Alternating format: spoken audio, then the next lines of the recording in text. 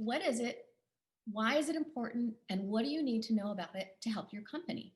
My name is Heather Roberts, and I'm the co-founder of RSG Sales. We're an e-commerce account management firm that specializes in working with home decor and furniture businesses and helping them grow and or set up their e-commerce sales channel. Okay, so the algorithm. Let me share my screen and let's go through this and really break it down so that we can really understand what is the algorithm. Well, in the most basic sense, an algorithm is a set of instructions or rules designed to perform a specific task. So for example, perfect example of this is a recipe, right? Because there's a strict set of things you need to follow. You need to have so much milk, so much flour, so much this, so much that, in order to come out with, in this case, a plum pie or anything else. It's the exact same thing with the algorithm used on the internet retailers. Now, we've always all heard that you want to be on the first 3 pages of any internet retailer's website, right? Whether that's, Wayfair or Walmart or anyone, Amazon, Home Depot, eBay, anybody in between. You want to have your product listing on the first 3 pages. Why? That's because product on the first 3 pages converts. That means it sells. Okay, so who determines what goes into the algorithm?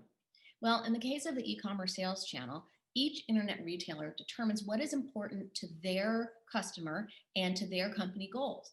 They'll make that selection and put it all into this mysterious little bowl or box or what have you, and out comes the algorithm that weights each things of importance and helps customers find your product, but also helps you move your products up higher in their algorithm.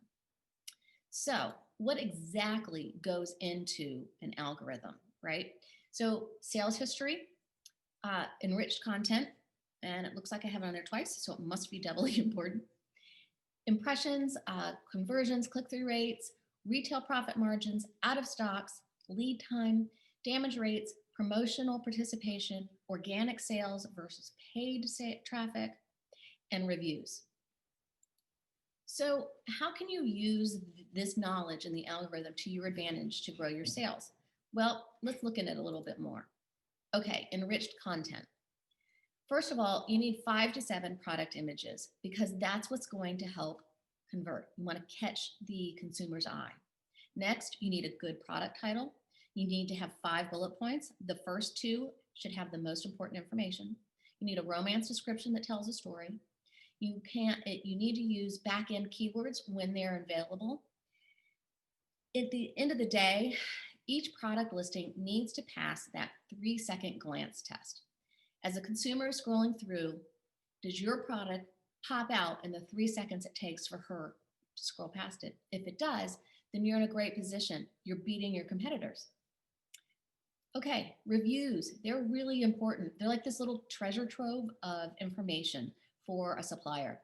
The customer tells you exactly what they like and what they don't like and what they don't think is giving enough information from your product listing. If you answer all of those questions and fix those, you're in great shape.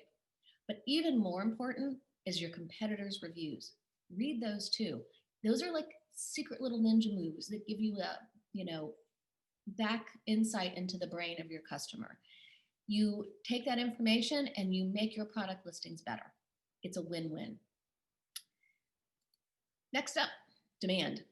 Demand isn't just about having your inventory. Demand is making sure that your products are priced right in the categories that you sell, right? You want to make sure that it's not too high, it's not too low, but it has that sweet spot, that Goldilocks approach.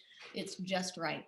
You want to also make sure that in a pricing and demand model that the retailer has the profitability that they want.